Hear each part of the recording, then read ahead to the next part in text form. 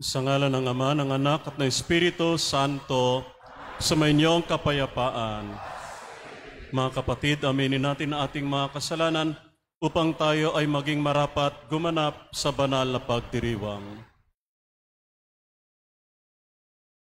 Inaamin ko sa makapangyarihang Diyos at sa inyo mga kapatid, na lubha ako nagkasala sa isip, sa salita at sa gawa, at sa aking pagkukulang.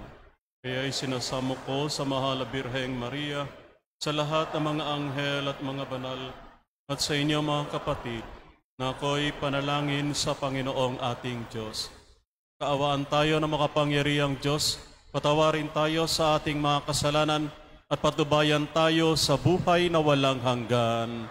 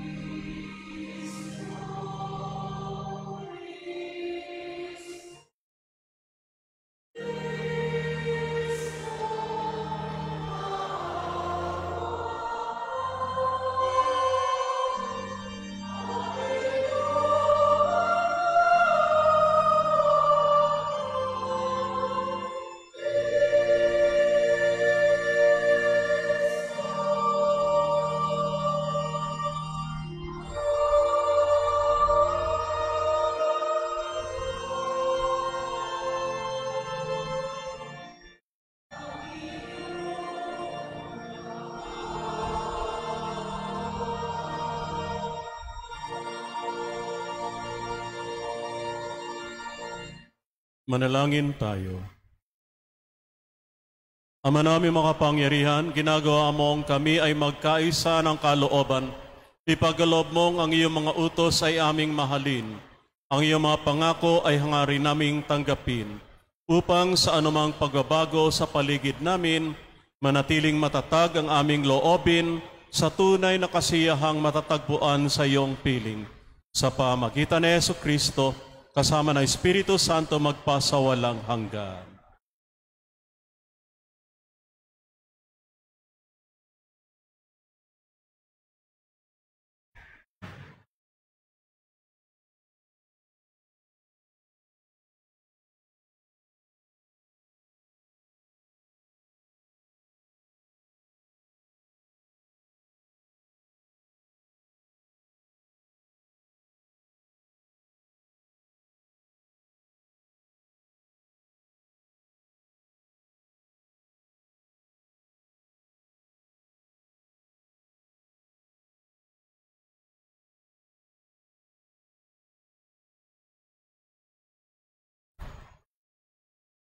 Pagbasa mula sa unang sulat ni Apostol San Pablo sa mga taga-Tesalonica.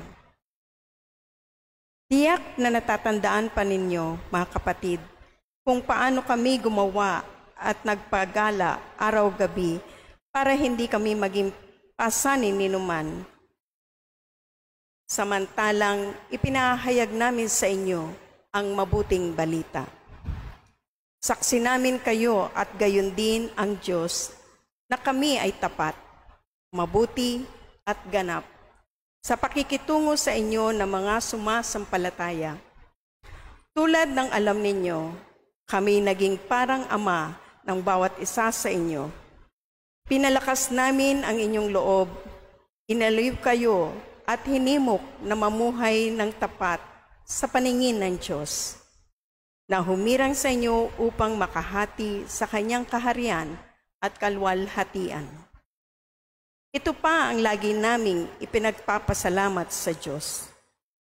Nang ipangaral namin sa inyo ang kanyang salita, tinanggap ninyo ito bilang tunay na salita ng Diyos at hindi ng tao. Ano pat, ang bisa nito'y nakikita sa buhay ninyong mga sumasampalataya. Ang salita ng Diyos. Ako'y iyong siniyasat, kilala mo akong ganap.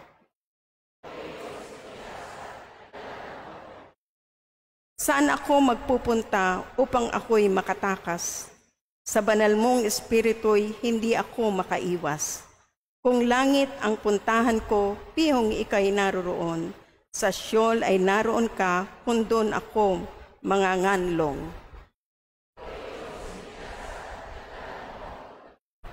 Kung ako ay makalipad, umiwas na pasilangan, o kaya ang tirahan ko'y ang duluyan ng kanluran, pihong ikaw ay naroon upang ako'y pangunahan.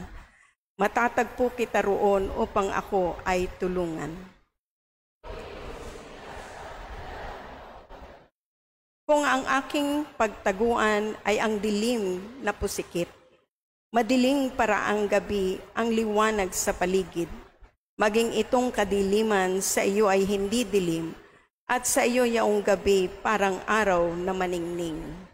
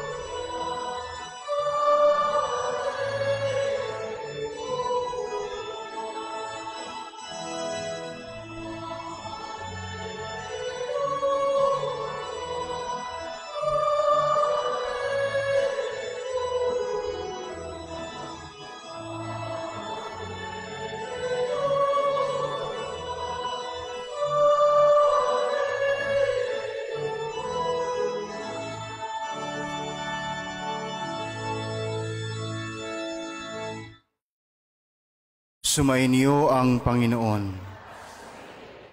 Ang mabuting balita ng Panginoon ayon kay San Mateo.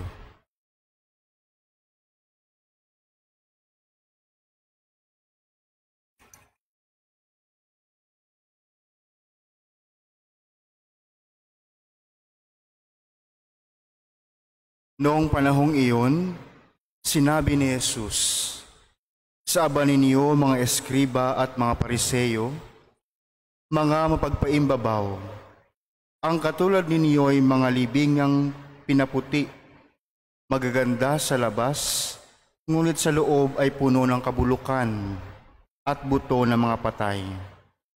Ganyang-ganyan kayo. Sa paningin ng tao ay mabubuti kayo, ngunit ang totoo, punong-puno kayo ng pagkapaimbabaw at kasamaan.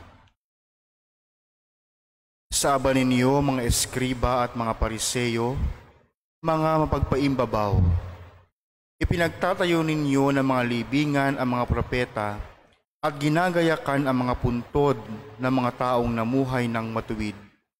At sinasabi ninyo, kung kami sana'y nabuhay sa kapanahunan ng aming mga ninuno, hindi namin ipapapatay ang mga propeta. Sa sinasabi ninyong iyan, inaamin ninyong kayo'y mga anak ng mga nagpapapatay sa mga propeta. Sige, tapusin ninyo ang pinasimulan ng inyong mga ninuno." Ang mabuting balita ng Panginoon.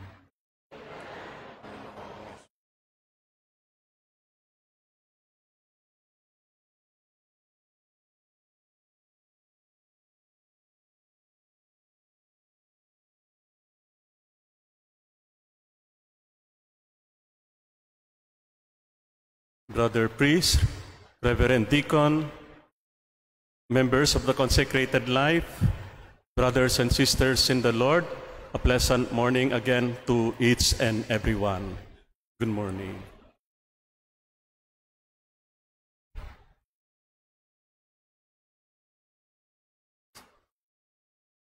From the three important gifts to the ministry of catechist, I'd like to focus my reflection on the gift of becoming. We know that catechesis is not only a matter of doing, but also, above all, a matter of being.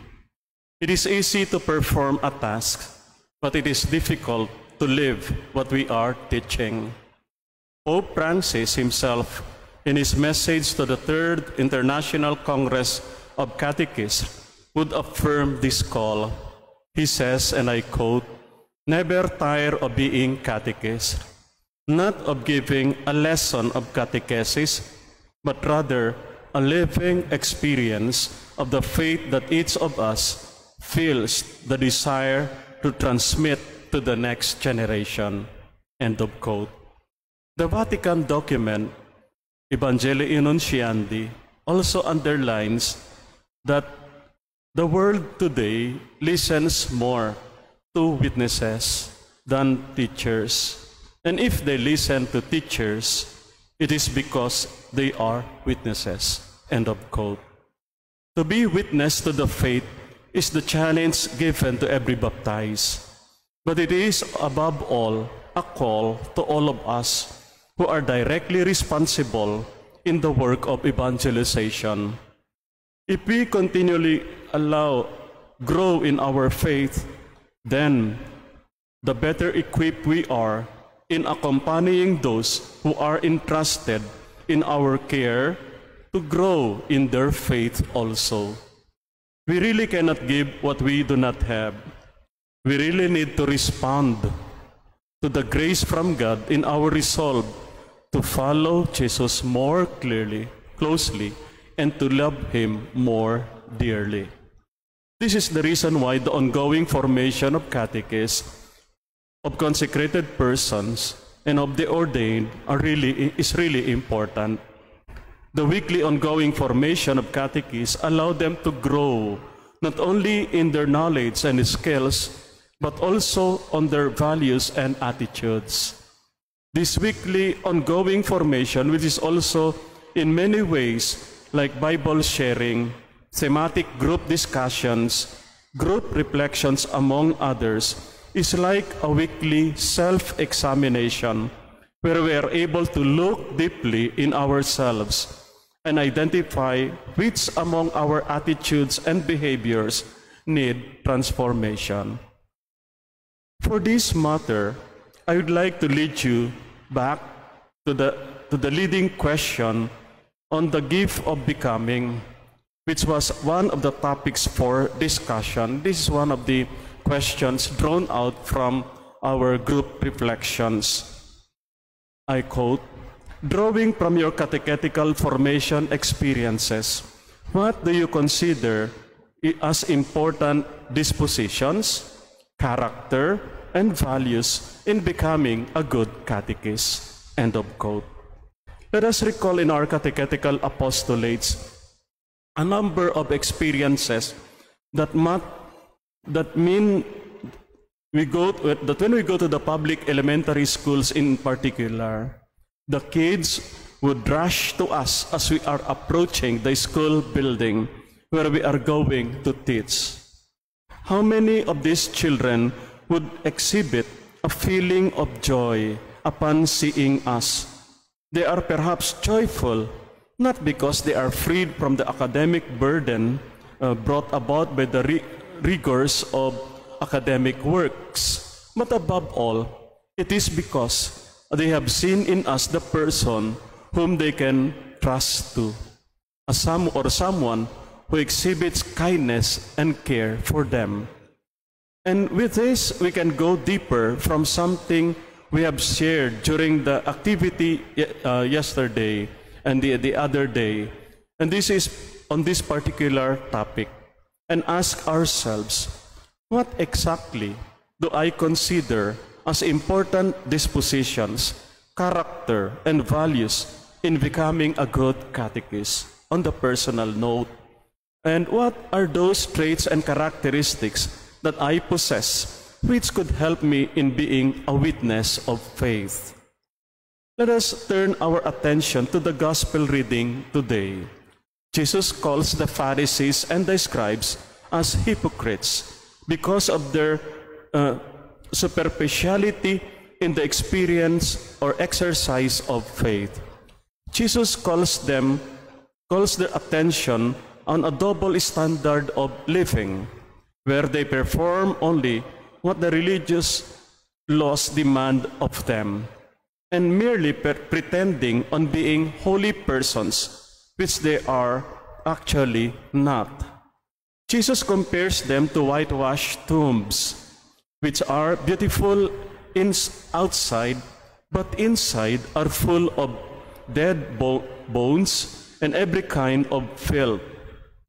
If we do not do an honest self-examination, we would find that we too may be likened to those Pharisees and scribes who are good at just performing the task, but actually inside of us there are still a lot of behaviors and attitudes that need to be transformed. Do we despair in realizing this? Actually, we should not. We allow God to give us the courage to respond to His grace in opening our hearts to allow Him to mold us into what He desires. We will also be consoled by the fact that there were Pharisees who later on were converted and had heeded the call of Jesus. One of them is, of course, St. Paul, who moved from being a persecutor of Christians to becoming a defender of the Christian faith and a proclaimer of the gospel. We are all works in progress. As directors and moderators of our respective dioceses and diocesan catechetical apostolates, we can influence our parish priests and parish catechetical coordinators to find opportunities for the conduct of ongoing formation program. Only when we have a regular ongoing formation program in our dioceses and parishes may we be able to lead our catechists to a meaningful self-examination and faith renewal. The theme for the reading today would teach us that nothing is hidden from God. He sees everything, even to the depths of our hearts. This is the reason why Jesus warns the scribes and Pharisees that God can see through their hypocrisy. Our responsorial psalm was, "You have searched me and you know me." God continues to search for us and to look at the depths of our hearts. Jesus looks at us with a gaze of love. Gradually, we can transform ourselves into what God desires of us by continually opening our minds and hearts to Him. We are not alone on this endeavor. We have our broken brothers and sisters in the group, in the parish, who will accompany us and see through our brokenness and woundedness, who will help us stand when we fall, who will direct us in the light when we are in darkness, who will let us feel once more that we are loved, even when we feel that we are unloved. The catechetical ministry is also a big family, a family which is concerned with the growth of everyone. These family members would help us in meeting Jesus and allowing Him to grow in us. And with this, as companions in the journey, as catechists, let us continue to open ourselves and let Jesus reside in our hearts and transform us for us to become witnesses. And for this, evangelization may become effective.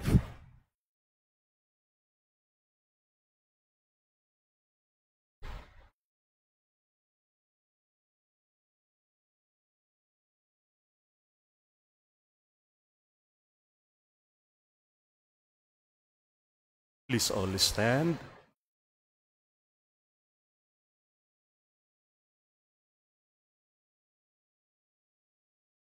Natitipon bilang Hilingin natin sa Panginoon na tulungan tayo maging tapat sa ating mga kilos.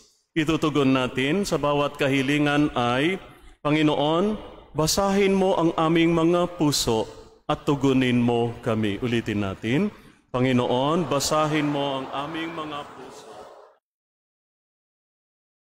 Sa ating buhay bilang bayan ng Diyos, naway matugunan natin ang mga hamon ng Ebanghelyo sa pamamagitan ng ating tapat na pagsaksi. Manalangin tayo sa Panginoon.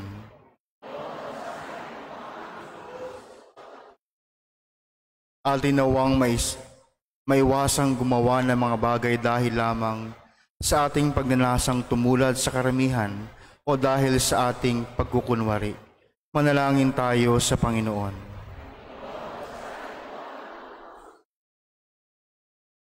Ang mga nawala ng pag-asa dahil sa ating masamang pakikitungo at pag-uugali, naway manumbalik sa pagsamba sa Diyos sa pamamagitan ng ating pagbabagong buhay. Manalangin tayo sa Panginoon.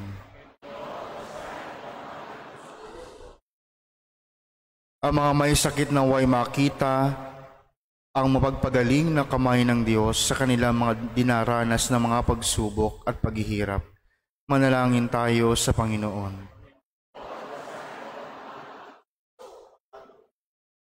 Ang mga yumao sa buhay na ito, naway tanggapin sa walang hanggang kaluwalhatian.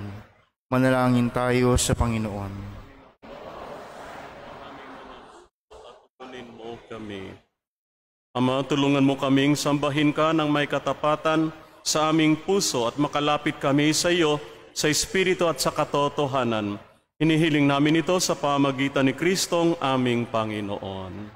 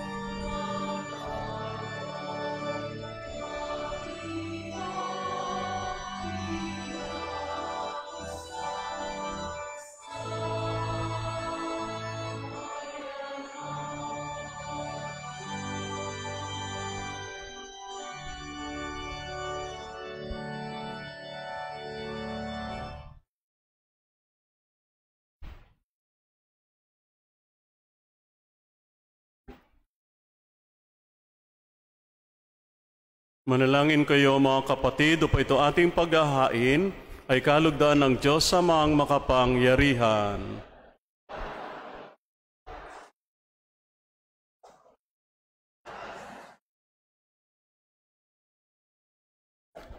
Ama naming lumikha, pinagkamit mo kami ng iyong pagkupkop, pakundangan sa isang pampalagi ang paghahandog. Kaya't sa iyong sambayanan na iyong ipagkaloob, ang pagkakaisa at kapayapaang nagbubuklod, bunga ng aming mga alay na iyong ikinalulugod sa pamagitan ni Jesucristo, kasama ng Espiritu Santo magpasawalang hanggan. Sumainyo ang Panginoon. Taas sa Diyos ang inyong puso at diwa. Pasalamatan natin ang Panginoong ating Diyos.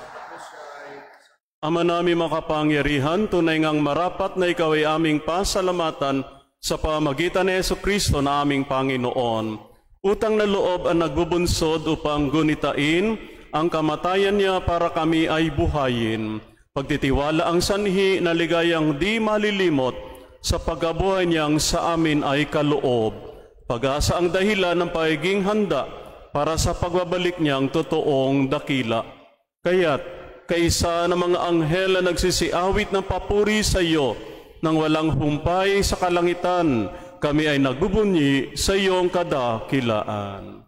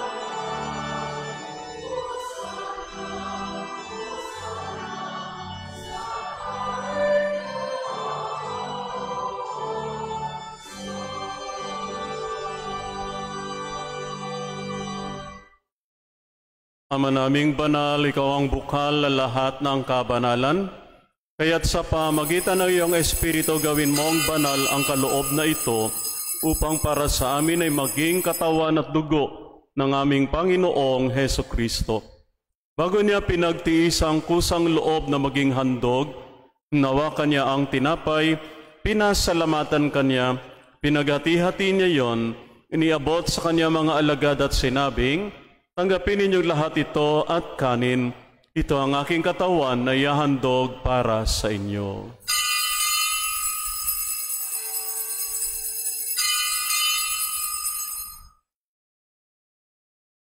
Gayun din naman, nung matapos ang hapunan, hinawakan niya ang kalis. Muli kanyang pinasalamatan. Iniabot niya ang kalis sa kanya mga alagad at sinabing, tanggapin ninyo lahat ito at inumin. Ito ang kalis ng aking dugo, ng bago at walang hanggang tipan. Ang aking dugo na ibubuhos para sa inyo at para sa lahat. Sa ikapagpapatawad ng mga kasalanan, gawin ninyo ito sa pag-alala sa akin.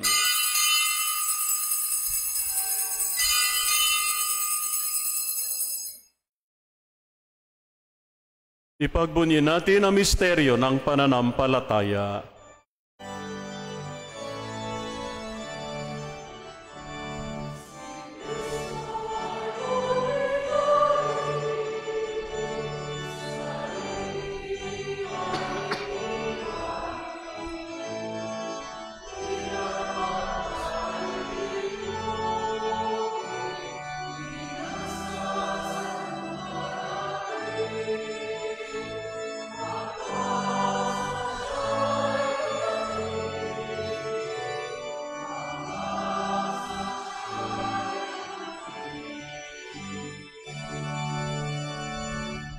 Ang mga ginagawa namin ngayon ang pag-alala sa pagkamatay at muling pagkabuhay ng iyong anak, Kaya't iniaalay namin sa iyo ang tinapay na nagbibigay buhay at ang kalis na nagkakaloob ng kaligtasan. Kami nagpapasalamat dahil kami iyong minarapat na tumayo sa harap mo para maglingkod sa iyo. Isinasamo namin kaming magsasalo-salo sa katawan at dugo ni Kristo ay mabuklod sa pagkakaisa sa pamagitan ng Espiritu Santo. Ama, lingapin mo ang iyong simbahang laganap sa buong daigdig. Puspusin mo kami sa pag-ibig kay San Francisco na aming Santo Papa, ni Florentino ang aming obispong tagapangasiwa, ng lahat ng aming mga obispo at ng tanang kaparian.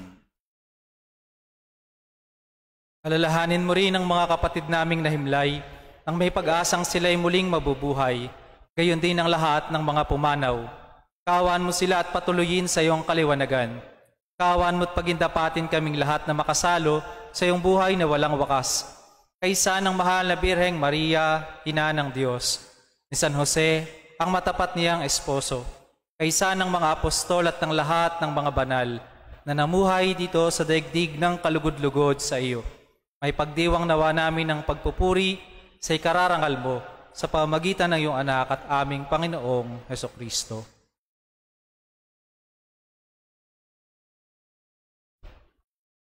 Sa pamagitan ni Kristo, kasama niya at sa Kanya, ang lahat ang parangal at papuri ay sa iyo, Diyos Ama makapangyarihan, kasama ng Espiritu Santo, magpasawalang hanggan.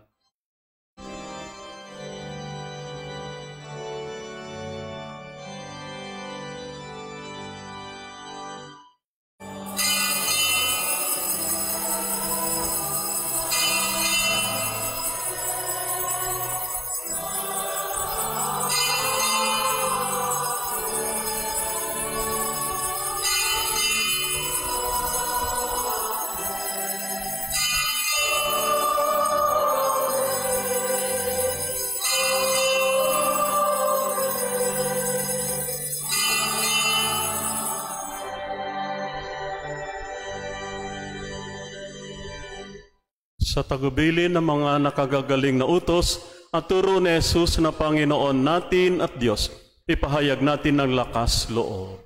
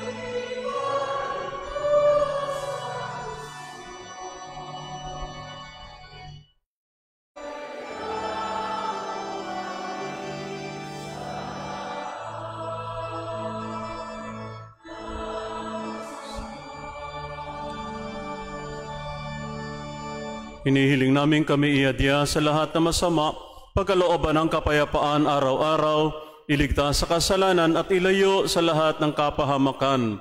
samantalang aming pinananabikan ang dakilang araw ng pagpapahayag ng tagapagligtas naming si Yesu Kristo.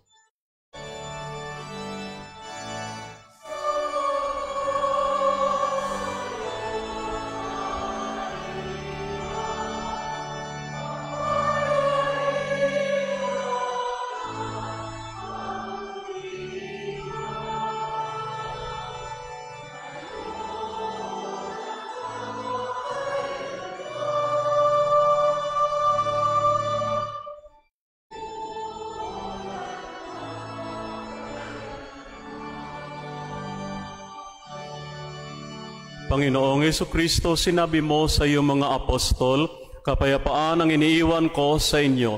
Ang aking kapayapaan ang ibinibigay ko sa inyo. Tunghayan mo ang aming pananampalataya at huwag ang aming pagkakasala. Pagkalooban mo kami ng kapayapaan at pagkakaisa ayon sa iyong kalooban, kasama ng Espiritu Santo magpasawalang hanggan. Ang kapayapaan ng Panginoon ay laging sumainyo. Magbigayan kayo ng kapayapaan sa isa't isa.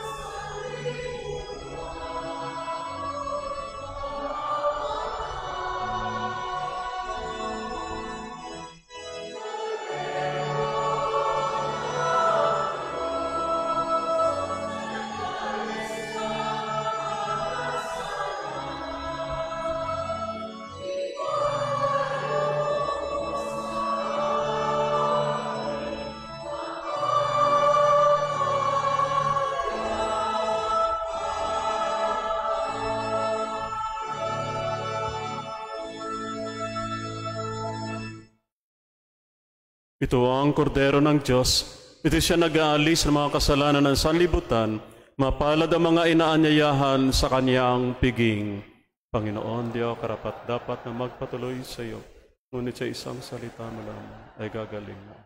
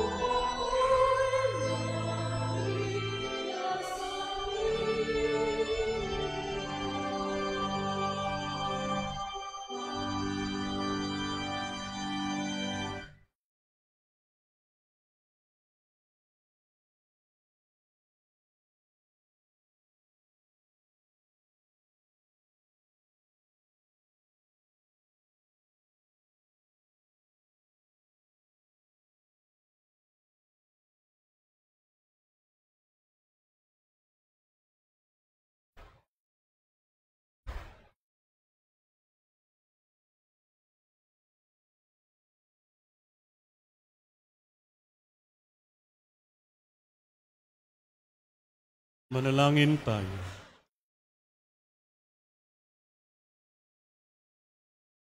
Ama na mapagmahal, lubusin mo sa amin ang kagalingang bigay ng iyong pag-ibig na ngayon ay pinagdiriwang. At kami nawa ay magkaroon ng ganap na kaunlaran upang sa lahat na aming pinagkakaabalahan, ikaw ay aming mabigyang kasiyahan.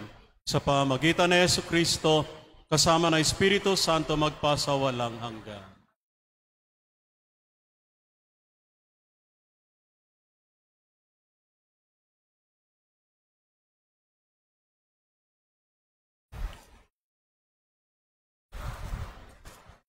Matagal nating kasama ang team na ito mula sa University of Santo Tomas magmula 2016 and even going beyond the period 2021 ay tunay nating naging kaagapay sa ating lakbayin, naging kasama, katuwang sa ating mga pagpapagal. Salamat sa naging pagtugon paanyaya ng Catholic Bishops' Conference of the Philippines, Episcopal Commission on Catechesis and Catholic Education to study the catechetical situation in the country. And so we would like to recognize this Social Science and Research Center for Social Science and Education, University of Santo Tomas, in grateful recognition for spearheading the National Catechetical Study 2016-2021 Pastoral Action Research and Intervention Project with the CBCP ECHE, thereby producing a comprehensive understanding of the state of catechetical ministry in the Philippines and contributing to the improvement of catechetical ministry through meaningful research-based pastoral interventions. Given during the annual meeting of catechetical ministers this 30th of August 2023, Cathedral of St. Joseph, Balanga City, signed Most Reverend Daniel O. Presto, D.D., Chairman, CBCP, ECHE, grateful recognition, Research Center for Social Sciences and Education, University of Santo Tomas, represented by Dr. Professor Clarence Batan.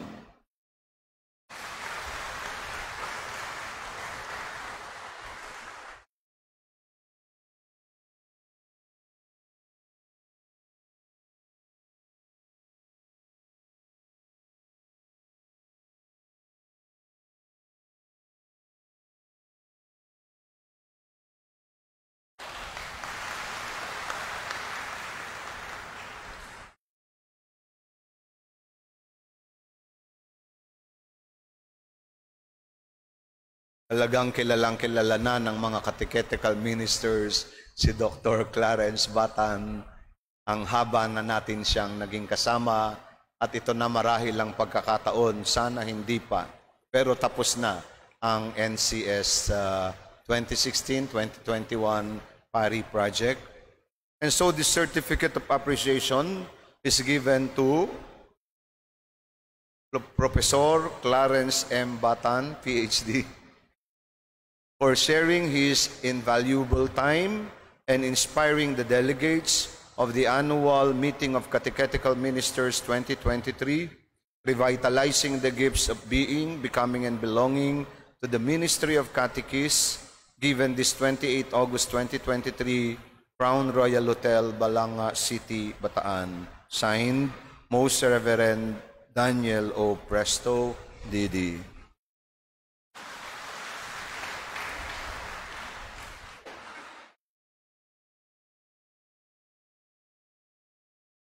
Hindi niya po alam to.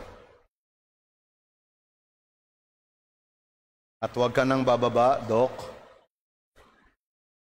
Certificate of Recognition is given to Professor Clarence M. Batan, PhD, in grateful recognition for being the principal investigator in the National Catechetical Study 2016-2021, commissioned by CBCP ECHE, inestimably contributing to the improvement of the Philippine Church's catechetical ministry, given during the annual meeting of catechetical ministers this 30th of August 2023, Cathedral of St. Joseph, Balanga City, Bataan.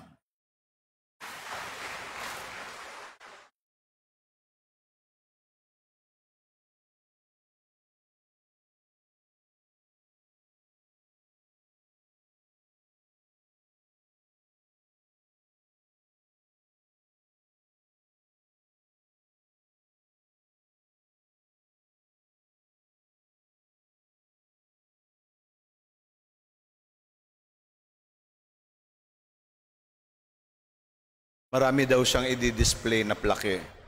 Pero mas ka-display ang kanyang pusong naging katikista.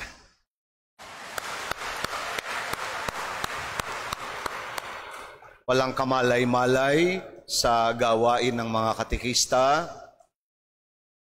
pero sa kahuli-hulihan, mas naging pusong katikista.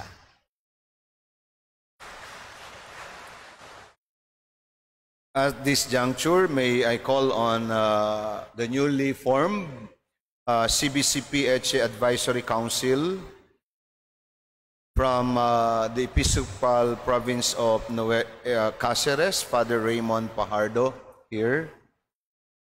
From Capiz and Haro, Father Rex John Palmos.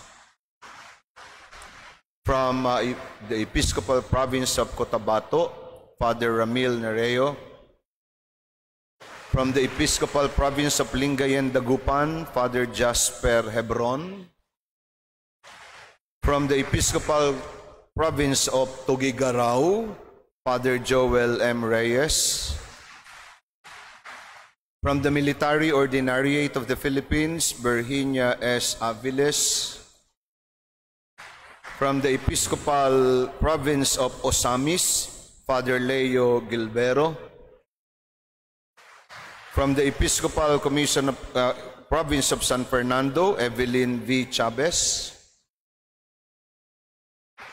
From the Episcopal Province of Cagayan de Oro, Ricardo Vertud Dazo. From the Episcopal Province of Cebu, Sister Evangeline Pabalate, MCST. From the Episcopal Province of Davao, Father Roy Mejias. From the Episcopal Province of Lipa, Sister Gwendolyn Condor, MCSH. From the Episcopal Province of Manila, Father Amado Hino. From the Episcopal Province of Nueva Segovia, Father Jose Vernon Ilano. From the Episcopal Province of Palo, Father Arnold Aurelio. From the Episcopal Province of Zamboanga, Father Philip E. Balagon. Sister Maria Elizabeth Butay, MCST, Assistant Executive Secretary, CBCP Etche, and yours truly, Reverend Father Ernesto B. De Leon, Etche, Executive Secretary.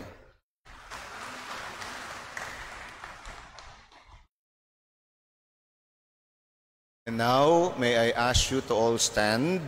And for this commitment of statement, our statement for AMCM 2023 Balanga. Inspired by the apostolic zeal of catechesis as a spiritual gift to our Philippine Catholic Church, led by our Catholic Bishops' Conference of the Philippines, and mindful of the findings and insights from the National Catechetical Study 2016-2021, Pastoral Action Research and Intervention Project, and the survey on the implementation of Antiquum Ministerium by the Federation of Asian Bishops' Conference, we, the participants of the annual meeting of Catechetical Ministers 2023 Balanga, commit to carry out a threefold response in revitalizing the gifts of being, becoming, and belonging to our catechetical ministries. These are the following: establishment of the Advisory Council for the Ministry of Catechesis, implementation of Antiquum Ministerium ad experimentum, and execution of the Catholic Bishops' Conference of the Philippines statutes on the Episcopal Commission on Catechesis and Catholic Education. First, we commit to our call of being a catechist, open and responsive to the research-based understanding of the state of our respective CMs, and thus resolved to take grounded and indigenized approach to our catechetical engagements by establishing the ACMZ as the consultative body of CBCP Etche. Second, We commit to the call of becoming installed and instituted catechists guided by Pope Francis' motto proprio, Antiquo Ministerium. Following the recommendations of FABC, our CBCP ECHE shall facilitate its implementation ad experimentum. Third, we commit to the pastoral sense of belongingness in our CMs by strengthening our communication initiatives through meaningful catechetical activities and social media presence, and empowering the network of the National Catechetical Office of the Philippines with various catechetical offices across ecclesiastical territories in the country through inspiring, participatory, and inclusive catechetical engagements as expressions and testimonies to our being a synodal church. Through the inspiration of the Blessed Virgin Mary, San Lorenzo Ruiz, and San Pedro Calungsod, we humbly pray for the sustenance of our Catholic faith through our revitalized CMs in the country. 30 August 2023, Cathedral of St. Joseph, Balanga City, Bataan. I now invite all our members of the newly formed Advisory Council to affix their signature to our statement of commitment.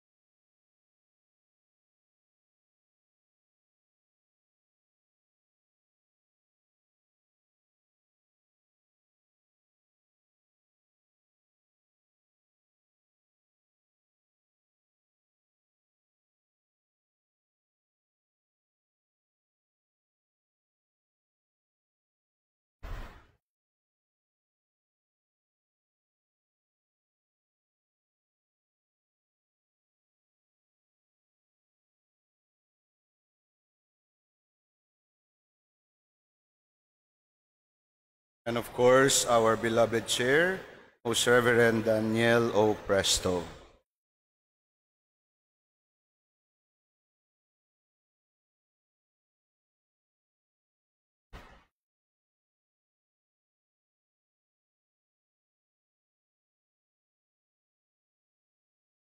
Muli masigabong palakpakan. This is our statement.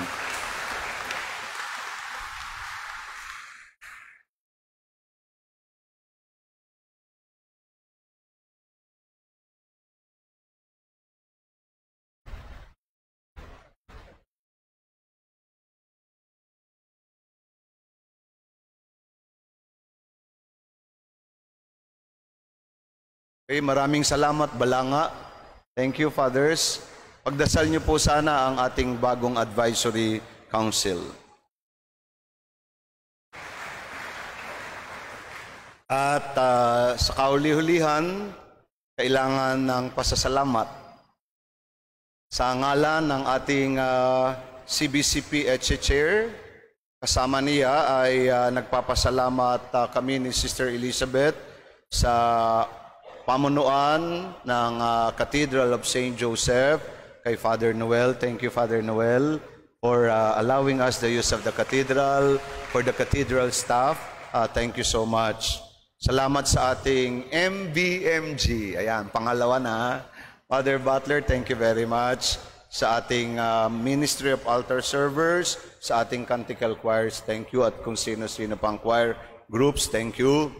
At maraming salamat sa Crown Royal Hotel. Yan. Nandito si Tito Oka at Tita Mila, sa kanilang staff, si Hubert at si Jen, for efficiently handling our chaotic, toxic booking. Maraming salamat po, Tito Oscar, Tita Mila. Kay Governor Joet Garcia, kay Mayor Francis, City Mayor of Balanga, sa Las Casas Filipinas de Acuzar, kay Secretary Jerry Acuzar. Salamat kay Monsignor Clem Ignacio of the Lord of the Black Nazarene Foundation, sa Solidaritas Cooperative Fund, kay Father Antonio Pascual, sa Colombia Foods, yung mga candy na nasa inyong kit, sa inyong bag. Salamat sa Sower Printing Press, yung aming catechetical printing press dito sa aming diocese, sa pangunguna ni Sister Eleanor Agutaya. Salamat sa Restaurante de la Mitre, sa Pinelco, for lending us the bus and vans na ginamit natin sa mga shuttle services. Kay Ate Mary Antoinette Roque, kay Ate Mila Katapang, kay Tito Cesar and Tita Rose Sanchez, at kay Alan Sibog, lahat nagpairam sa atin ng vans para sa ating shuttling services. At salamat sa iba nating mga MCST sisters na nanggaling kung saan-saang communities para maging staff natin. Yung mga unang nakita nyo sa registration at sa pagkiklaim ninyo ng inyong mga kits, MCST sisters from different communities. Salamat sa NCS Technical Group, kay Vincent Valientes, kay Arvin Mendoza, at kay Nathaniel Barata for helping us sa mga technical requirements ng ating AMCM. At kasama ni Bishop Danny, kami ni Sister Beth, siyempre, nagpapasalamat sa inyong lahat. Thank you so much for being here. At kung ano man ang aming mga naging kakulangan pa, sana ay kayo na ang bahalang magpuno. Sabi ni Bishop Ambo, the most important thing, love. Yan. So, sige ha. Saan na ba ang ating susunod, Sister Beth? Meron na bang desisyon? Si Sister Beth ang pababayaan kong mag-announce. Tararan, tararan, tararan.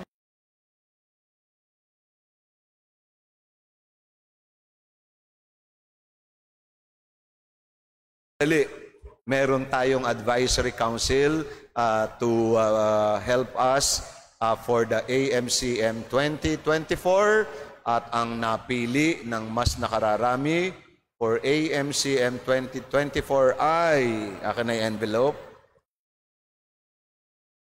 Archdiocese of Haro.